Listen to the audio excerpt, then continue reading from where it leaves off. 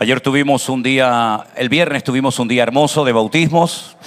Muchos hermanos subieron al puerto de la Cruz. Echamos de menos a otros que no pudieron subir.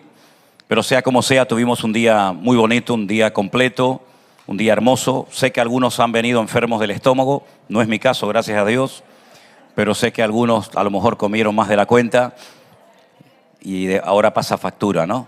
Pero bueno. Amén, hermanos. Gloria al Señor. Estamos preparados para recibir la palabra, ¿sí? Amén. El motivo de este mensaje, en particular en esta tarde, es el siguiente. Estamos siendo bombardeados continuamente a diario con noticias, con imágenes por todas partes. Y nosotros como personas, lógicamente, vemos esas noticias, vemos esas imágenes, escuchamos lo que pasa por aquí, lo que pasa por allá. Y uno de los objetivos que tengo con este mensaje en esta tarde, a través del cual ustedes van a recibir, yo creo que una información muy necesaria, es que la iglesia tenga un criterio propio y las ideas claras. Nuestra fuente de información no es la televisión, no es internet, no son los políticos de turno. Nuestra fuente de información fidedigna es la Biblia, es la palabra del Señor. Y hay cosas que la Biblia dice que pueden resultarnos, digamos, duras o difíciles, incluso hasta de entenderlas. Pero no nos olvidemos de que la Biblia no es un libro que está caducado. Lo que Dios prometió, lo que Dios dijo, sigue en pleno vigor. Y para nosotros la Biblia es, si no el pilar fundamental de nuestra fe, que es el Señor Jesucristo, es el fundamento de nuestra fe. Porque a través de la palabra de Dios podemos conocer la mente, el corazón, la esencia de nuestro Dios, sus gustos, sus preferencias, qué es lo que demanda, qué es lo que espera de todos y de cada uno de nosotros como hijos de Él, qué es lo que le agrada, qué es lo que le irrita, qué es lo que le molesta. La Biblia es un libro tremendamente completo y fundamental para la vida, crecimiento y desarrollo de cualquier creyente que se proponga en serio pues servir al Señor y estar bien preparado, como dice la Biblia, para poder presentar respuestas con mansedumbre y reverencia cuando nos hagan preguntas. Y por eso en esta tarde este mensaje lo he titulado, no soy muy bueno para los títulos, lo reconozco. A lo mejor para otras cosas soy un poquito mejor, pero para poner títulos soy muy malo, créame. Pero se me ocurrió poner al mensaje de hoy antisemitismo o algo así, como hay antisemitismo en la iglesia. Claro, habría que definir lo que es el antisemitismo, que es una palabra que estamos oyendo mucho últimamente. Estamos oyendo hablar mucho de la franja de Gaza, de Israel, de los hutíes, de los sirios, etcétera, etcétera. Y cada día cambian las noticias a una velocidad realmente pasmosa. Estamos meditando y reflexionando en una noticia, de repente viene otra y mañana viene otra y parece como que la que viene superó la del día anterior. Y tenemos que estar bien arraigados, bien metidos en el Señor y en su palabra para que sepamos responder adecuadamente y sepamos y sobre todo tengamos una lectura espiritual de lo que está sucediendo. Porque sin una visión espiritual este mundo nos volvería locos a cualquiera. Minutos antes de subir a esta plataforma, una hermana que está presente esta tarde en esta iglesia me dio una noticia terrible, terrible. Uno de sus vecinos, alguien que vive aquí detrás de la iglesia, hoy se quiso suicidar y se tiró desde un 5º piso. No se mató, pero me imagino que no estará muy bien que digamos. Y le decía a esta hermana, me llama la atención que a veces hay creyentes que quieren ir de misioneros a la India, a la China, a Pakistán o por ahí por el mundo. Y a veces tenemos la necesidad más cerca de nuestra casa de lo que nos podemos imaginar. Y como pastor pienso y digo, fíjate, llevamos 23 años en este lugar y un vecino que vive detrás de la iglesia hoy se tiró del 5º piso para quitarse la vida. Qué tremendo, ¿no? No es el primero que ocurre en la zona, ¿eh? Ya ha habido otros casos y justamente también en día domingo. Así es que la gente está desesperada, la sociedad está vacía, confundida. sobre todo los que ya tienen una cierta edad, que ven cómo va evolucionando y cambiando la vida y la sociedad, llegan a un momento que sin Dios no me extraña, no me sorprende lo más mínimo que se quieran quitar la vida, que estén amargados, frustrados, deprimidos, angustiados, con miedo y sin ningún deseo de vivir ni de luchar más. Y es algo que estamos viendo mucho en España en los últimos tiempos, sobre todo también en la juventud. Jóvenes que no le ven un futuro, que ven que no se pueden nunca independizar, no pueden comprarse su casita, no pueden ser independientes, tienen que estar todavía un año y otro año dependiendo de sus padres. No hay trabajo, no hay alternativas, no hay un horizonte lo suficientemente claro como para decir, bueno, lucho, me preparo unos cuantos años y después podré tener esto y aquello. Y hay muchos jóvenes que han optado por irse del país, muchos, miles. Han ido a otros países, sobre todo los que tenían alguna carrera universitaria, algún título, viendo que aquí no había posibilidades de un futuro que tuviera que ver con su profesión, con su carrera. Muchos se han marchado, otros evidentemente han venido. Pero sea como sea, vivimos en un mundo loco. Anoche no sé cómo me llegó por internet un pequeño vídeo de un señor que estaba reparando un cassette. Yo sé que voy a hablar ahora en lenguas para muchos de ustedes, pero los que tienen interpretación de lenguas me van a entender perfectamente. Estaba reparando un cassette y había unos tornillitos que se quitaban, porque cuando se doblaba la cinta que había dentro, pues había que colocarla, había que pegarla, había que volver a ponerla. Tenías que dar unos golpecitos para que las rueditas se movieran. Oye, y me entró una nostalgia tú. Me entró una cosa de decir, jolín, yo quiero otra vez tener los cassettes. Y quiero otra vez tener el Walkman, ¿no? Y el teléfono ese que tenía la rueda, ¿no? Pero ya esas cosas pasaron y nunca más volverán. Y ves a un niño pequeño, y lo veo por ejemplo en Adriel, jugando con un teléfono que tiene más tecnología que el primer cohete que los americanos lanzaron hacia el espacio en los años 60. Y vemos que el mundo está cambiando de una forma tremenda y más que va a ir cambiando. Me acuerdo cuando teníamos las pesetas, no existía el euro, ni siquiera soñábamos en que algún día, después de más de 100 y pico de años en este país, desapareciera esa moneda, pero no solamente la peseta y el franco y la lira y todas las monedas de Europa, y las fronteras desaparecieran y pudiéramos sacar billetes de avión y hacer transferencias bancarias y poder hablar viendo a la persona a través de una pantalla de teléfono o de un ordenador. Eran cosas impensables hace unos cuantos años atrás. Pero a pesar de que el mundo ha cambiado y más que va a ir cambiando, la Biblia sigue siendo la misma. Seguimos leyendo la misma Biblia, las mismas parábolas, las mismas profecías, las mismas promesas, los mismos personajes. Seguimos hablando de Abraham, de Moisés, de David. Seguimos hablando del Espíritu Santo, seguimos practicando la Santa Cena, seguimos esperando la segunda venida del Señor Jesucristo, seguimos hablando de la Nueva Jerusalén y eso no ha cambiado, gracias a Dios. Y por eso es importante que nosotros tengamos las raíces bien profundas y que estemos bien arraigados en el Señor y en su palabra para saber cómo comportarnos en esta época. Ahora, si ustedes prestaron atención a la lectura que nuestro hermano Jerónimo nos traía en esta tarde, él se detuvo en el versículo 12 de Génesis 13. Yo voy a leer el resto del pasaje, que es muy interesante, y quiero que presten atención, porque aquí es Dios el que le está hablando a Abraham. Todavía no se había cambiado el nombre por Abraham, y el Señor le promete a él y a su descendencia algo que parece mentira. Todavía hoy en día muchos no terminan de aceptar que esta fue una decisión unilateral de Dios, que Él la tomó porque es Dios y tiene todo el derecho de tomar las decisiones que quiera, porque del Señor es la tierra y su plenitud.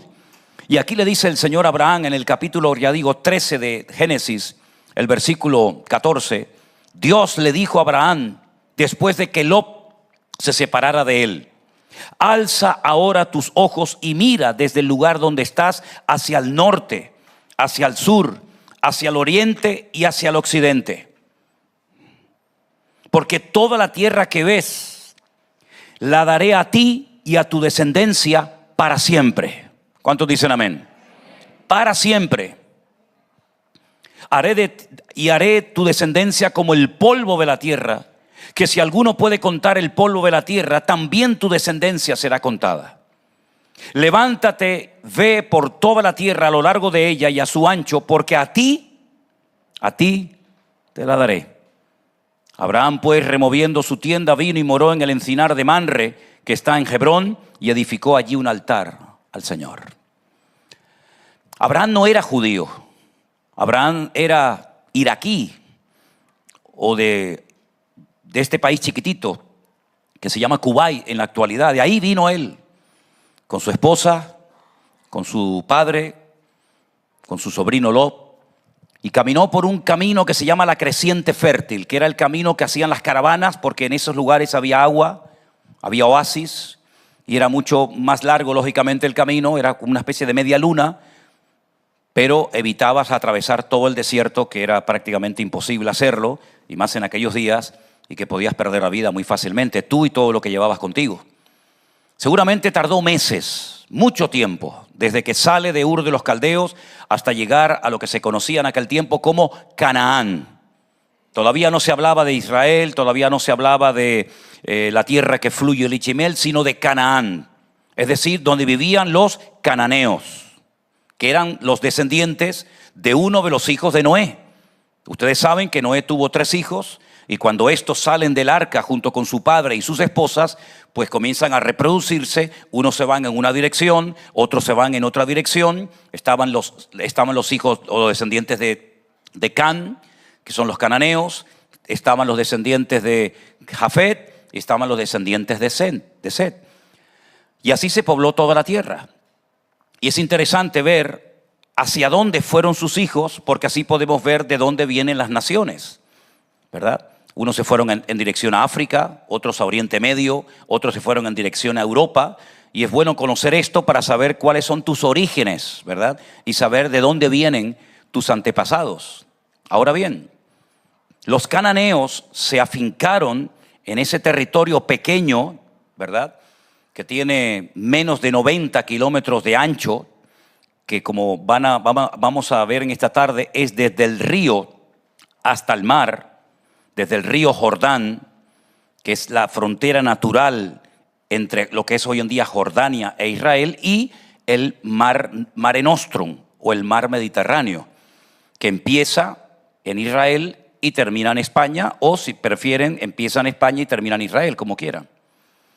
La cuestión está en que Abraham tuvo 2 hijos, eso todo el mundo lo sabe, pero de esos 2 hijos, el que Dios escogió para que fuera su heredero fue a Isaac, el que tuvo con su esposa Sara, porque él había recibido una promesa de que tendría un hijo que podría heredar toda su fortuna, y viendo que el hijo no venía porque él era ya muy anciano, su esposa también, pues tuvo una relación, digamos, extramatrimonial, aunque en aquellos tiempos parece que se permitían ciertas cosas, con una criada de su esposa llamada Agar, que era de origen egipcio, no era árabe, era egipcio, de Egipto.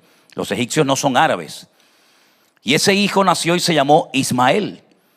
Y la Biblia lo define en hebreo con los siguientes términos: Pere Adán. Dice, será un Pere Adán. Pere Adán significa, en el orden que lo voy a decir, salvaje, hombre.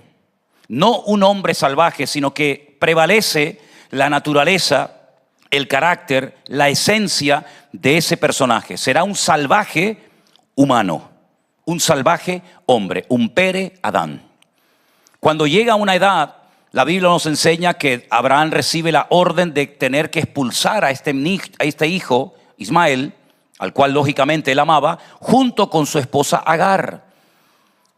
Y él tiene otro hijo que se llamó Isaac, el hijo de la promesa. La palabra Isaac, Yishak en hebreo, tiene al principio del nombre una letra muy pequeña que se llama la letra Yod, que cuando se coloca en esa posición, habla de futuro. Es decir, el que te hará reír en el futuro. ¿De acuerdo? Ese fue el hijo que tiempo más tarde Abraham llega al monte Moriah y está a punto de sacrificarlo, pero todos conocemos el resto de la historia. Entonces, la descendencia de Abraham pasa por Isaac, después pasa por Jacob, y a continuación por todas las tribus de Israel, que ya todos las conocemos, ¿verdad? Isaacar, Zabulón, Benjamín, Gad, Aser, Manasés, etcétera, etcétera. El Señor le prometió a Abraham, a él y a su descendencia, ese territorio en particular, lo que hoy en día conocemos como Israel. el pueblo de Israel. No siempre fue fácil vivir en aquel lugar. De hecho, no es fácil vivir en aquel lugar. Abraham tuvo que descender a Egipto un tiempo para buscar alimentos y sobre todo agua, porque en Canaán había escasez y sus animales se morían. Después de un tiempo, la Biblia nos enseña que también sus descendientes tuvieron que volver otra vez a Egipto a buscar comida en la época de José.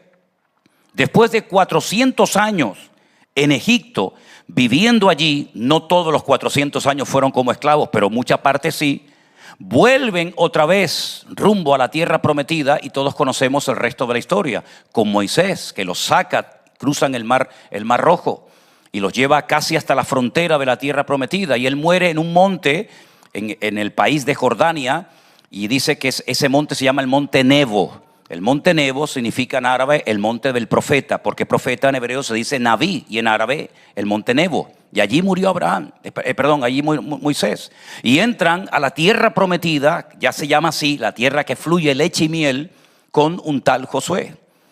Repito, no siempre fue fácil para los descendientes de Abraham vivir en aquel territorio. Aquel territorio, cuando ellos entran, está habitado. Está habitado por gente que tienen sus territorios, pero han decidido también apropiarse de ese lugar. Por ejemplo, los habitantes de la isla de Creta, los cretenses, que no tienen nada que ver con los cretinos, decidieron irse a vivir a la costa de Israel y se apropiaron de parte de la costa de lo que hoy en día es Israel y tomaron posesión de algunas ciudades que hasta el día de hoy, curiosamente, se siguen llamando igual. Por ejemplo, la famosa Franja de Gaza, eso era de los filisteos. Allí vivía Dalila, ¿se acuerdan? Aquella que hizo pecar al juez de Israel llamado Sansón. Ellos tenían la ciudad de Askelón, tenían la ciudad de Asdod, tenían Ecrón y tenían Gat. Esas 5 zonas, digamos, costeras, estaban bajo posesión de ellos. Ahora es interesante, y no me voy del hilo, pero sígame por favor. Es interesante que esos filisteos que eran de origen de la isla de Creta, cuando el apóstol Pablo le dice a Tito, quédate en la iglesia que yo he abierto y fundado en la ciudad o en la isla de Creta, cuando Pablo le escribe una carta a Tito después de años, él dice cómo es el carácter de los cretenses. Léanlo para que vean, es una tarea que les dejo. ¿Cómo definió el apóstol Pablo a los habitantes de Creta que fueron y tomaron posesión de estas ciudades que les acabo de mencionar ahora y que los conocemos como el nombre de los filisteos? Y solamente les voy a dar un dato. Una de las cosas que Pablo dice como característica de la gente de esa zona es que son siempre mentirosos. Siempre mienten. La mentira es su valor más importante. Son capaces de mentir si el fin justifica los medios. Y otros datos más que ustedes los encontrarán.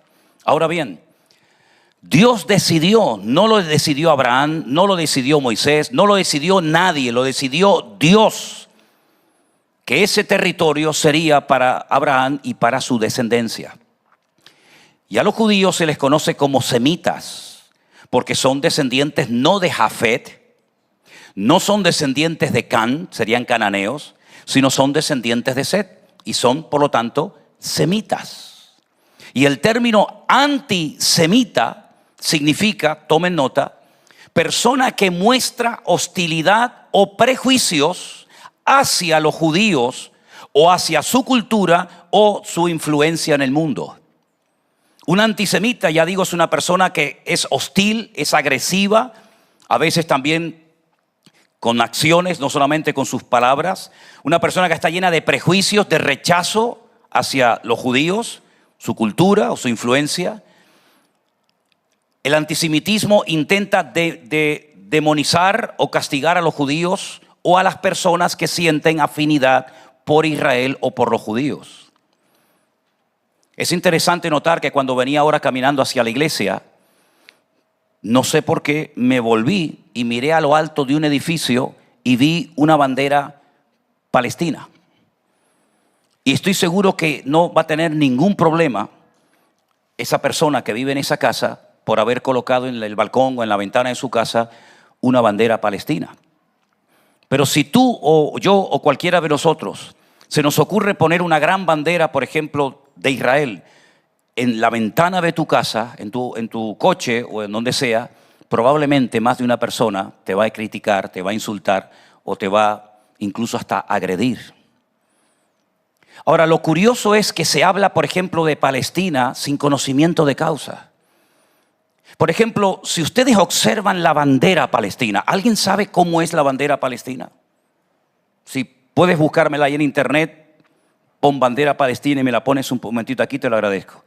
La bandera palestina tiene 3 colores. Tiene el color negro, el blanco y el verde. Y luego tiene así como un triángulo rojo. Pero no tiene estrella.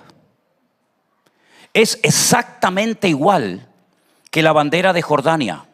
La bandera de Jordania y la bandera de los palestinos es exactamente igual, los mismos colores, en la misma posición, con la diferencia de que la bandera de Jordania tiene una estrella y la bandera de Palestina no tiene ninguna estrella.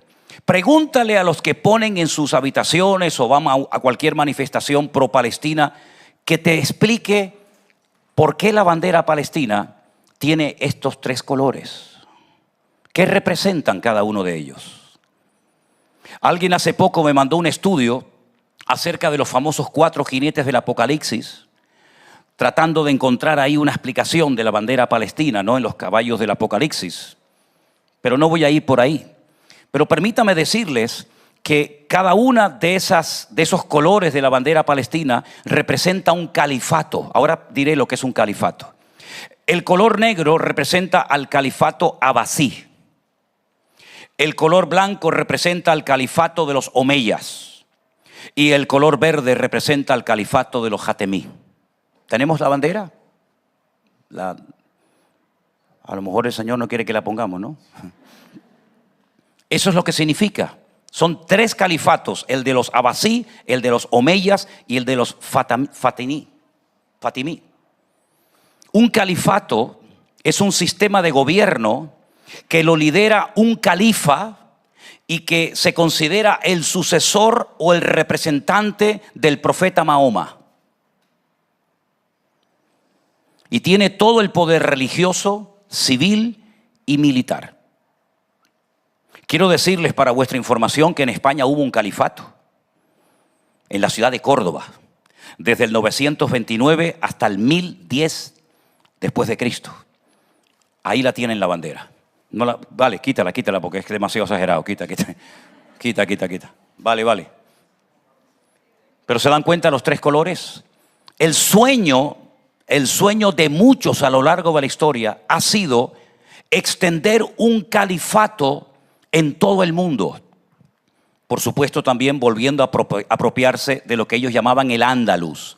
El Andaluz es lo que llamamos nosotros la península o la península ibérica. Porque en el Islam se considera que todo territorio que en un momento determinado perteneció o estuvo bajo la influencia o bajo el poder del Islam tiene que volver a ser recuperado para la honra del profeta y del Islam. Por eso el sueño de muchos es volver a recuperar las tierras que perdieron. Aunque el sistema de califato fue abolido en el año 1924, cuando el Imperio Otomano se disuelve y ahí nace, digamos, Turquía, muchos de ellos siguen soñando con que algún día en Europa y en Oriente Medio y en muchas naciones de la tierra haya un califa, haya un líder que tenga en sí mismo todo el poder militar, político, civil, religioso, y el mundo se rija no por la Biblia, no por los principios y valores que hemos tenido durante siglos en este continente o en nuestras vidas, sino única y exclusivamente por las leyes del Corán y por el profeta Mahoma. Ahora bien, es increíble ver cómo hay creyentes que todavía no tienen claro lo que está sucediendo, porque no tienen un conocimiento de la palabra del Señor. Se olvidan de que ese territorio le pertenece a los descendientes de Sem, es decir, a la descendencia de Abraham, que son los hijos de Israel. Y no solamente lo dice aquí, sino que cuando cruzan el río Jordán, porque lograron cruzar el río Jordán en la época de Josué, escuchen estas palabras tremendamente interesantes que dicen así: mi siervo Moisés ha muerto, levántate y pasa el Jordán, tú y todo tu pueblo, a la tierra que yo les doy a los hijos de Israel. No a los hijos de Ismael. Los hijos de Ismael son los árabes, que son tremendamente ricos, tienen millones de metros cuadrados. Son casi las naciones más ricas de la tierra. Vean cómo viven los descendientes de Abraham y son multimillonarios, no les falta de nada. Tienen vastos territorios, tienen petróleo, viven como nadie vive en el mundo. Es decir, Dios no se olvidó de los descendientes de Ismael. Dios también prosperó y bendijo a las naciones árabes, ya lo creo. Pero el país de Israel es tan pequeño, tan insignificante, que si ustedes ven un mapa, ni siquiera se puede poner el nombre Israel dentro, sino que siempre se pone fuera de lo pequeñito que es. Y ese lugar tan pequeño, que es una encrucijada, ¿verdad?, es el que Dios ha decidido darle, como dice aquí, a los hijos de Israel. Yo os he entregado, como lo había dicho a Moisés, todo lugar que pisare la planta de vuestro pie. Por eso le dice, si quieres tomar posesión de este país pequeñito, pero que al fin y al cabo es el que les tocó a ustedes en heredad, tienen que pisarlo, tienen que conquistarlo, tienen que tomar posesión de él. Y dice aquí algo muy interesante, porque aquí están las fronteras bíblicas, no las fronteras que marcó la ONU, no las fronteras del 48, 47 o 67, no. Las fronteras bíblicas. Tenemos que saber desde dónde hasta dónde tiene derecho esta gente a estar allí. Presten atención.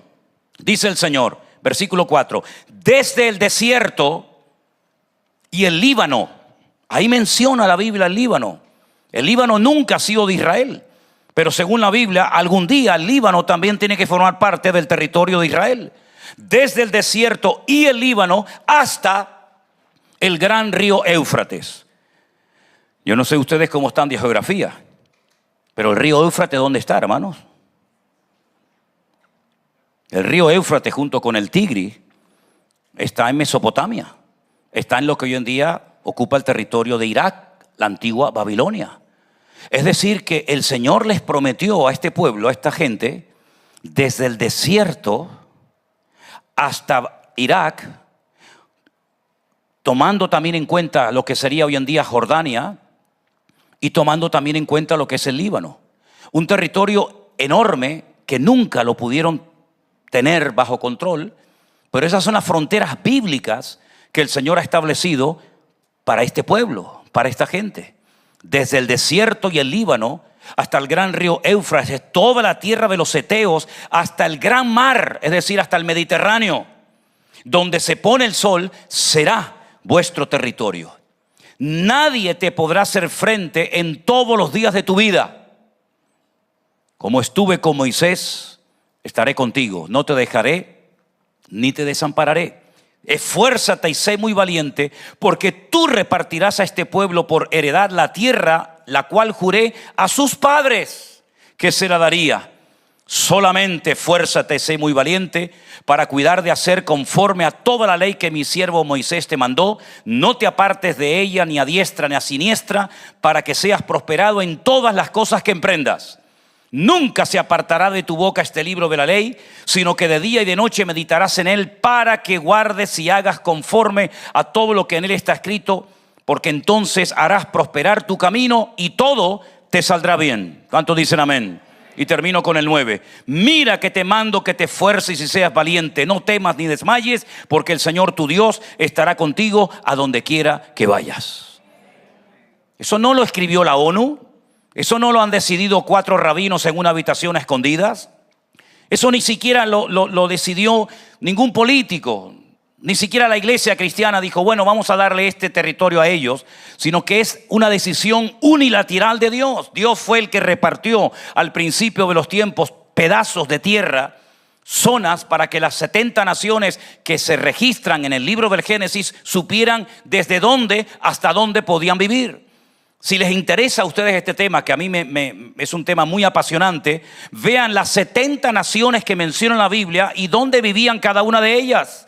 Y todas tenían recursos naturales, y todas tenían fuentes de aguas, y todas tenían mucho terreno para poder criar a sus familias, sus ganados, y para poder plantar y sembrar. Y lógicamente también al pueblo de Israel Dios decidió darle un trozo de la tierra que es de él, porque la tierra no es del hombre, la tierra es del Señor. ¿Cuántos dicen amén? Vuelvo a repetir el salmo que dice: de Jehová es la tierra y su plenitud. Y Dios, como el dueño de la tierra, decide repartir, como cuando un padre muere o está en vida, darle a sus hijos la parte de la herencia que le corresponde. Lo vemos en la parábola del hijo pródigo, cuando dice la Biblia que él plural, les repartió los bienes, tanto a uno como a otro, tanto al menor como al mayor. Dios también repartió su mundo, el que había creado, a las 70 naciones, que lógicamente eran las únicas que existían en aquel momento, pero que se fueron extendiendo con el paso del tiempo. ¿Cuál es el problema? Cuando una nación no está contenta con lo que tiene y quiere apropiarse de lo que tiene el otro, y eso se llama envidia. Cuando yo no estoy contento con el territorio, con la zona que Dios me ha dado y quiero lo del vecino. Y entonces ahí vienen las guerras, ahí vienen las invasiones, ahí viene quién es el más fuerte, etcétera, etcétera. Hace aproximadamente ya como 19 o 20 años, Israel decidió entregarle a los palestinos un territorio hermosísimo. Un territorio que lo conocemos como la Franja de Gaza. Un territorio donde vivían judíos, donde habían enterrado a sus seres queridos, donde había colegios, hoteles, universidad, playas maravillosas, para que pudieran vivir en esa zona los pocos palestinos que había en aquel momento allí. Se fueron reproduciendo y pasaron del año 1948, de ser aproximadamente 150,000, a ser en la actualidad más de 2,5 millones. Y no solamente tienen esa zona, sino que tienen otras regiones y tienen otras partes. Durante años y años recibieron millones y millones y millones de dólares de todas las naciones de la tierra, incluida la Comunidad Económica Europea, incluido, por supuesto, España, que dicho sea de paso, España es uno de los países más antisemitas, si no del mundo, por lo menos sí de Europa.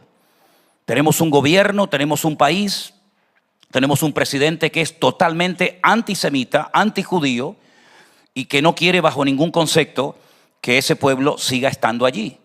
Y vemos cómo hay un eslogan que ha sustituido al famoso Heil Hitler de la Segunda Guerra Mundial. El eslogan hoy en día que todo el mundo cacarea y todo el mundo canta sin saber lo que están diciendo es: Palestina libre desde el río hasta el mar.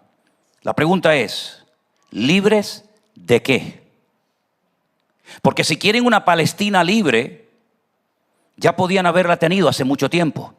Pero si estudiamos la historia y somos objetivos y no vamos a un lado ni a otro, sino simplemente objetivos, personas que analizan fríamente la cruda realidad, algunos pueden decir: pero los judíos le robaron la tierra a los palestinos cuando declararon en mayo de 1948 la independencia de Israel. Allí en Tel Aviv, allí Ben Gurión, ese es el nombre que lleva el aeropuerto de Israel, David Ben Gurión, declaró el Estado de Israel en 1948 y le robó la tierra a los palestinos. Pero si uno estudia, te das cuenta de que antes de que ellos declararan su independencia, allí no había un Estado palestino. Allí estaban los ingleses. Sí, hermanos, los ingleses que se habían apropiado de ese territorio después de haber ganado la Primera Guerra Mundial. Las naciones que ganaron se repartieron el mundo. Y a los ingleses les tocó, digamos, esa parte, incluida también Jordania. Y como tenían muchos problemas con los jordanos, pues decidieron inventar, crear un país de la nada, que según la Biblia se llamaba Moab, que en la actualidad se llama Jordania, porque está al lado del río Jordán, y se la dieron a la familia de los hashemitas. Porque en la bandera de Jordania no solamente están los 3 colores, el negro, el blanco y el verde, sino que hay un triángulo rojo con una estrella en el medio, y la pregunta es: ¿y eso qué significa? ¿Qué representa el color rojo de la bandera jordana? Representa a la familia hashemita. Y el único lugar del mundo, los únicos lugares del mundo donde los hashemitas, ¿quiénes son los hashemitas? Son árabes, ¿verdad? Es como una especie de clan. Hay muchos clanes dentro del mundo de los árabes y uno de ellos son los hashemitas. Solamente hay 2 lugares en el mundo donde hay reyes hashemitas que están en este momento gobernando sus países. Uno de ellos es Jordania y el otro lo tenemos aquí enfrente. ¿Saben cuál es? Marruecos. El rey de Marruecos es hashemita. Así que estudien cómo eran los hashemitas, cómo eran las estrategias de apropiarse de los terrenos de los hashemitas, y se van a dar cuenta de cómo se ha ido repitiendo la historia y de cómo un territorio enorme que era de España antiguamente, que era el famoso Sáhara español, España lo perdió, y a quién les pertenece en la actualidad. Entonces, para conocer lo que va a suceder, he dicho muchas veces que hay que conocer el pasado. Y tenemos enfrente de nosotros, a menos de 120 kilómetros de distancia, tenemos a un rey hashemita que cuando dan las clases de geografía en sus escuelas en Marruecos, dentro del mapa aparecen las Islas Canarias, las 7, como pertenecientes al país de Marruecos. Así que yo no sé si veré en algún momento la invasión de las Islas Canarias, pero tal vez algunos de ustedes a lo mejor las verán en el futuro. Si comenzamos a escuchar en televisión toda la información referente a los palestinos, toda la información referente a Israel y todo lo referente a lo que está sucediendo, uno puede llegar a conclusiones totalmente equivocadas. ¿Por qué? Porque, por ejemplo, una de las cosas que se está diciendo y se repite, porque sabes que una de las técnicas es repetir muchas veces una mentira hasta que cale en la sociedad, hasta que la gente la repita, la interiorice y se convierta, según ellos, en una verdad. Pero nosotros sabemos que por mucho que repitas una mentira, no se va a convertir en verdad. Pero es el sistema que ellos utilizan. Por ejemplo, los medios de comunicación en España están totalmente sometidos al gobierno. No son objetivos. Ningún periodista tiene ningún futuro en ningún canal de televisión, me da igual si es la 3, la 5, la Sexta o la que sea. Ningún periodista con una voz discordante, con una opinión diferente, tiene futuro en este país como periodista. Tendrá que irse de España, como se han ido muchos. Como por ejemplo el famoso periodista César Vidal, que se tuvo que ir corriendo de España, porque incluso lo habían puesto en la lista para quitar su vida de medio. Por lo tanto, estamos en una sociedad donde vemos que si no opinas como la mayoría, eres mal visto. Te van a cuestionar, te van a criticar y van a decir, este hombre es un retrógrado, este hombre es una persona homófoba, esta persona no tiene amor. Incluso hay creyentes que piensan que si opinamos de una forma diferente, y no es que yo estoy aquí como Aladid del Estado de Israel defendiendo a Israel, yo no tengo que defender a Israel de nada. Es más, si somos objetivos, Israel en este momento está en su peor momento espiritualmente hablando. Israel ni siquiera está cumpliendo la ley de Moisés, porque ni siquiera podrían cumplirla, porque más de 400 de los 613 mandamientos de la ley no se pueden cumplir porque no hay templo. Por lo tanto, Israel no puede cumplir ni con la ley de Moisés, ni quiere saber nada del Evangelio ni del Señor Jesucristo. Por lo tanto, la situación espiritual de Israel, un mismo profeta de ellos la definió y ahora la vamos a leer, que es terrible. Pero sí estoy aquí para decirles que nosotros amamos lo que Dios ama y aborrecemos lo que Dios aborrece. Y no es que uno se haya fanatizado, porque mi identidad como creyente está más que clara y está a prueba de bombas, y lo he demostrado a lo largo de toda mi vida. Pero sí digo, mis queridos hermanos, que cuando se dice que, por ejemplo, no está entrando ayuda humanitaria a Gaza, es rotundamente falso. Han entrado más de 150,000 toneladas de comida. Y la pregunta es, ¿y por qué no va a manos del pueblo? ¿Por qué los niños se mueren? ¿Por qué las familias tienen que mendigar por un trozo de pan o por un saquito de harina o por un paquete de arroz? ¿Por qué? Porque todos sabemos que en cuanto entran esos camiones, que han sido cientos y cientos y cientos de camiones, los que están allí gobernando la franja de Gaza, y todos sabemos quiénes son, se apropian de esos recursos y prefieren matar a su población de hambre antes de compartir los beneficios que han recibido de muchas naciones de la tierra.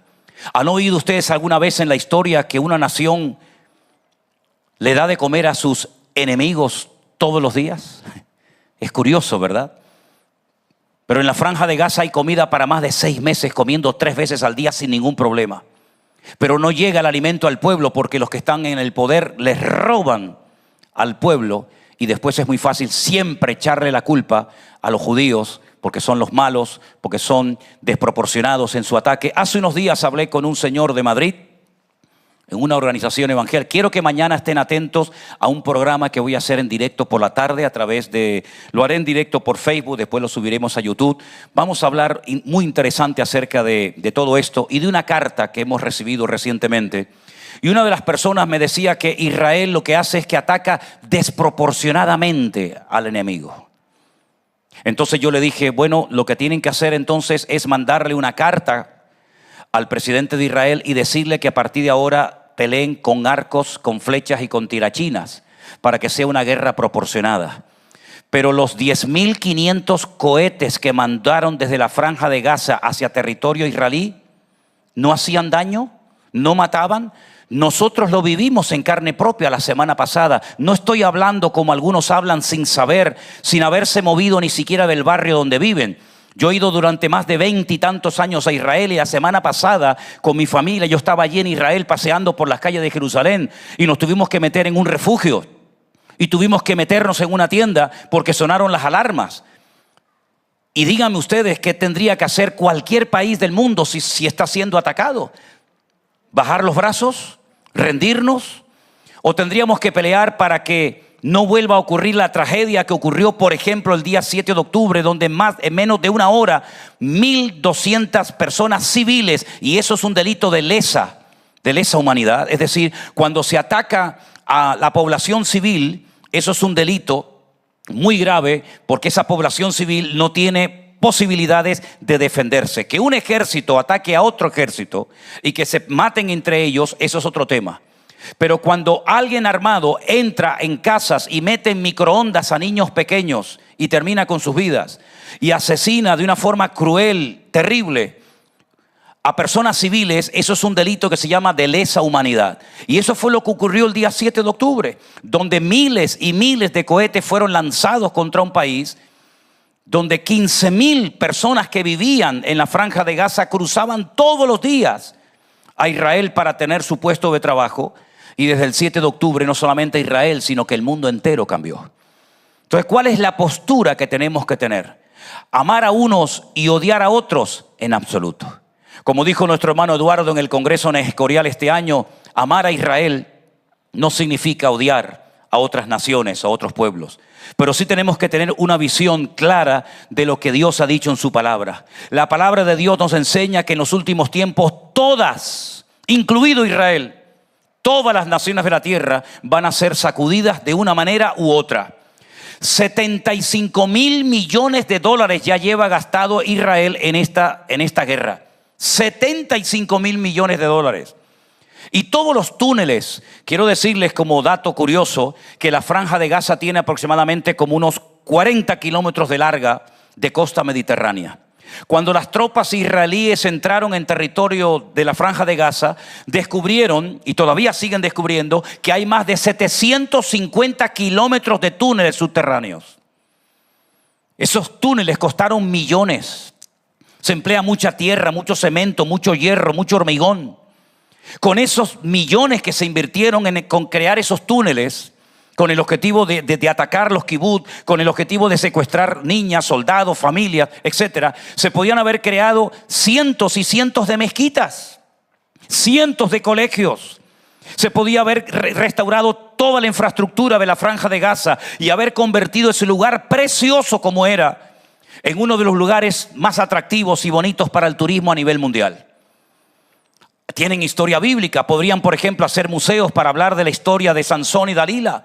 Podrían, por ejemplo, abrir hoteles, resort, spa de lujo para que pudieran ir allí todas las personas. Los cruceros podían haber ido, un buen aeropuerto, unos buenos atraques para los barcos. Lamentablemente, la cruda realidad es que un lugar maravilloso como era la Franja de Gaza hoy en día es un montón de escombros y de ruina. Y lo peor de todo es que esto va, yo creo que para largo. Pero sí quiero que tengamos una cosa clara como cristianos. Israel no le ha robado nada a nadie. El único país del mundo donde pueden vivir los judíos se llama Israel. No tienen otro país. Los latinos, si quieren, pueden ir a Venezuela, a Colombia, a Argentina, a México, a Paraguay, a Uruguay, ¿verdad? Pero los judíos solamente tienen un pequeño país que no tiene más de 300 kilómetros de largo y menos de 90 de ancho. Son el 0,00 0,1% de la población mundial.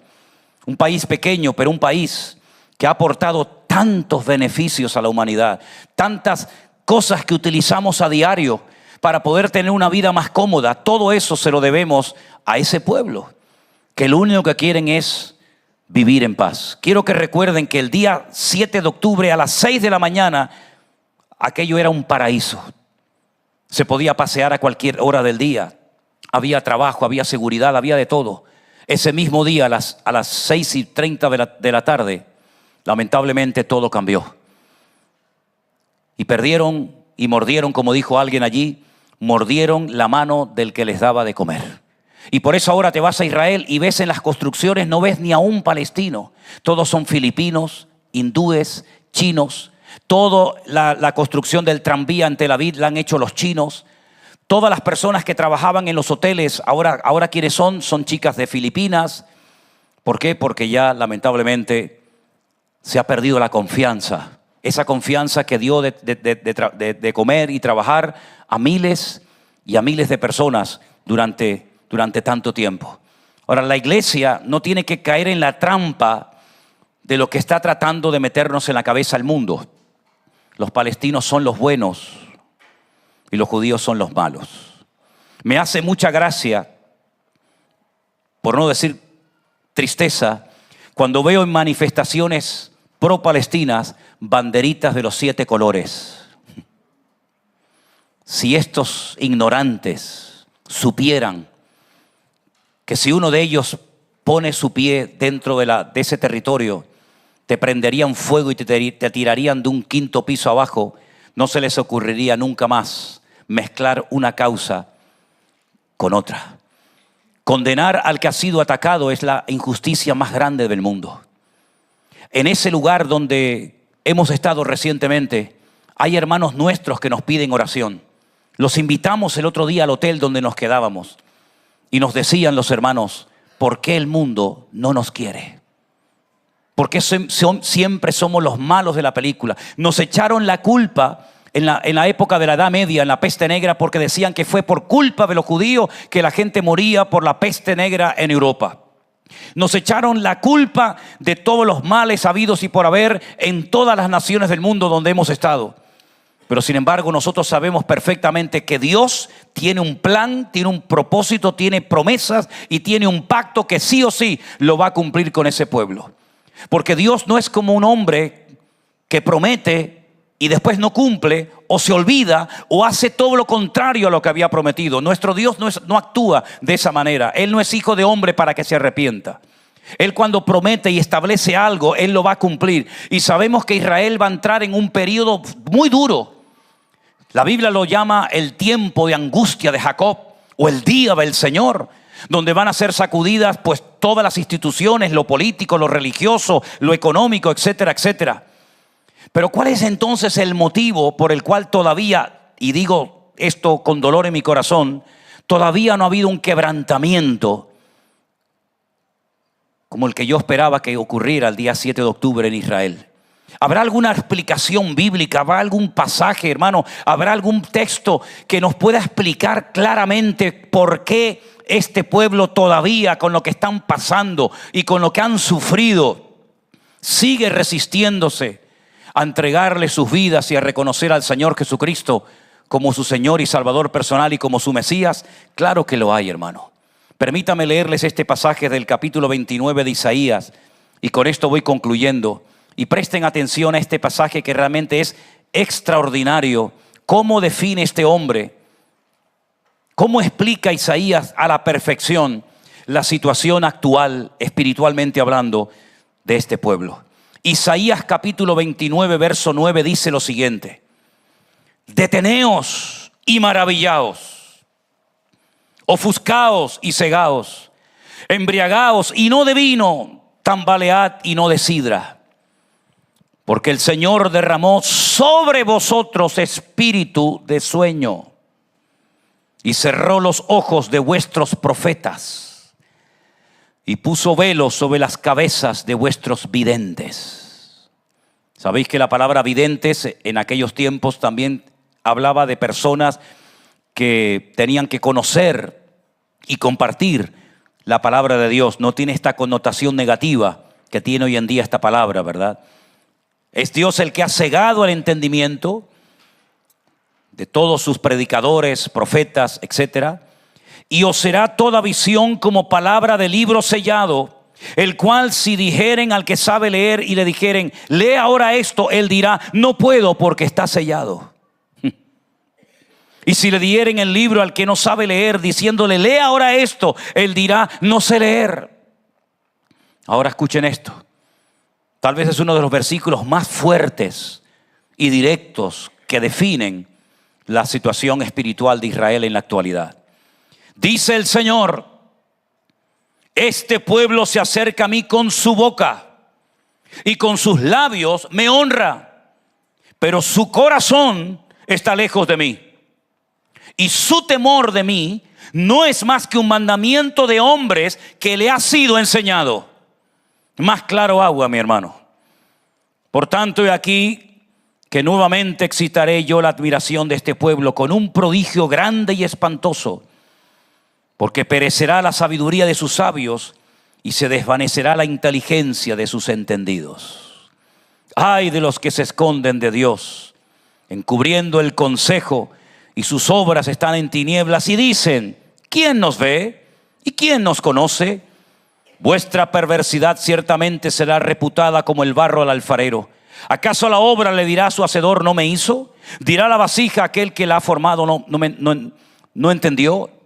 Dios ha cegado temporalmente al pueblo de Israel, y esa ceguera, ese rechazo temporal del Israel hacia el Mesías y hacia el Evangelio, ha enriquecido al mundo. De tal manera que lo que ellos rechazaron, millones de personas no judías, es decir, lo que la Biblia llama gentiles, abrazaron el Evangelio. Pablo lo entendió perfectamente cuando él dijo, ellos eran como una especie de olivo real, bueno, verdadero y bonito, pero al no querer saber nada del Mesías, Dios le arrancó las ramas. Y Dios hizo algo en contra de cualquier mente humana, en contra de la naturaleza, y es que injertó ramas de olivo silvestre en un olivo verdadero. Eso es un disparate. Pero dice, no te ensoberbezcas, porque no son las ramas las que alimentan el olivo, sino es el olivo el que alimenta las ramas. Y Pablo aún va más allá y dice, y poderoso es Dios para volverlos a injertar en el olivo verdadero, en el momento en el que se arrepientan y reconozcan su pecado.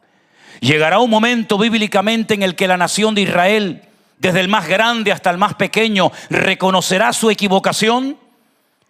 Les puse el jueves la fotografía del último Mesías que han reconocido públicamente en Israel.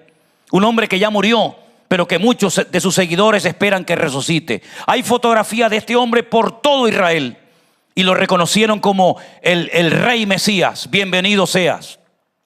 Llegará un momento bíblicamente que Israel reconocerá su error y pedirán perdón a Dios y se quebrantarán. Por supuesto que sí. La Biblia nos enseña en el libro del profeta Zacarías que verán algún día venir en las nubes aquel que traspasaron y harán gran lamentación por él y llorarán como mujer que pierde a su hijo. Tenemos que orar, hermanos queridos, para que entre quebrantamiento a ese pueblo y a todas las naciones de la tierra, incluido nuestro país. Es tan grande el orgullo, la soberbia, la religiosidad, que nos olvidamos de que Dios mira los corazones y no simplemente las palabras bonitas que en un momento determinado pueden salir de nuestros labios. La Biblia nos ordena a orar por la paz de Jerusalén. Tenemos que orar para que ese pueblo caiga de rodillas y para que los pastores y los hermanos nuestros que están trabajando y pastoreando allí puedan algún día ver cómo sus congregaciones se llenan de personas de allí arrepentidos, reconociendo que Jesús es el camino, la verdad y la vida. Porque el que no tiene al Hijo tampoco tiene al Padre. No podemos separar al Hijo del Padre porque ambos son uno, dice la palabra. Así es que los tiempos que se avecinan van a ser tiempos sin lugar a dudas muy interesantes. Israel no se ha quebrantado, pero el Señor sabe cómo quebrantarlos. El Señor sabe cuáles son sus puntos débiles. El Señor sabe hasta dónde son capaces de aguantar, y el Señor no va a perder esta batalla, porque el Señor va a gobernar en esa tierra, en Jerusalén, a todas las naciones de la tierra, cuando su pueblo Israel lo reconozca a Él como el Mesías, el único y el verdadero. ¿Cuántos dicen amén? Cierra tus ojos en esta tarde, mi querido hermano, y vamos a orar en este momento a nuestro Dios para que todas estas circunstancias duras, difíciles, terribles. Ninguna guerra es el agrado de nadie. En una guerra nadie gana, todos pierden. Y por supuesto Israel no es un país perfecto, ni mucho menos. Pero la iglesia tiene que enterarse y saber que tiene que ser luz para ellos, como ellos lo tenían que haber sido para nosotros antaño. Y oramos, Señor, para que tu perfecto plan y voluntad se cumpla en esa nación que hemos visitado tantas veces y donde tenemos hermanos y amigos, Señor, que hemos visitado en tantas ocasiones y que nos piden constantemente orar por nosotros. Señor, trae quebrantamiento, que te reconozcan a ti, el único Dios vivo y verdadero, porque no habrá cambios, no habrá paz, no habrá nada a menos que reconozcan que tú eres el príncipe de la paz. Oh Señor, gracias te damos porque tu palabra es clara y nosotros queremos orar por este conflicto donde tantas personas están sufriendo, donde tanta gente ha perdido la vida, Señor. Y tanto por un lado como por otro, todos están igualmente de perdidos y de necesitados, Señor. Todos te necesitan a ti, Señor. Por todos tú moriste en la cruz del Calvario. Tu sangre fue derramada por unos y por otros. Y lamentablemente ni unos ni otros te reciben y te creen. Pero pedimos, Señor, para que tu Espíritu Santo comience a hacer una obra espectacular en esas naciones duras, cegadas por la religión y el fanatismo, y puedan abrir sus ojos a la realidad de que el único que les ama y puede traer paz a sus vidas eres tú, amado mío. Gracias, mi Señor. Haz milagros, señales y prodigios. Manifiéstate, revélate, Señor, a esas personas, a los que están cautivos, privados de libertad, que clamen a ti, Señor, que invoquen tu nombre y tú te presentes en las celdas, en los túneles donde están en este momento privados de libertad, Señor. Oh Dios del cielo, tú lo has hecho muchas veces. Para ti no hay nada imposible. Yo te ruego, mi Señor, que todos estos pueblos caigan rendidos a tus pies. Fortalece las manos de nuestros hermanos, los pastores, iglesias, siervos tuyos que están allí predicando tu palabra, orando. Y ahora que vienen unos días duros y difíciles, donde nuevamente van a abrir la puerta a pecados terribles, abominaciones, antinatura, Señor. Que no presuman de un día del orgullo tal, sino que presuman de tener a Cristo en sus corazones y en sus vidas. Ayúdanos, Señor, a ser cristianos maduros, firmes en la fe y anclados en tu palabra. Te lo pedimos todo en esta tarde, en el nombre de tu amado Hijo Jesús. Amén y amén. Nos ponemos de pie, queridos hermanos. Bendito sea nuestro Dios. Oremos cada día por este conflicto, que Dios ponga su mano y que se haga su perfecta voluntad.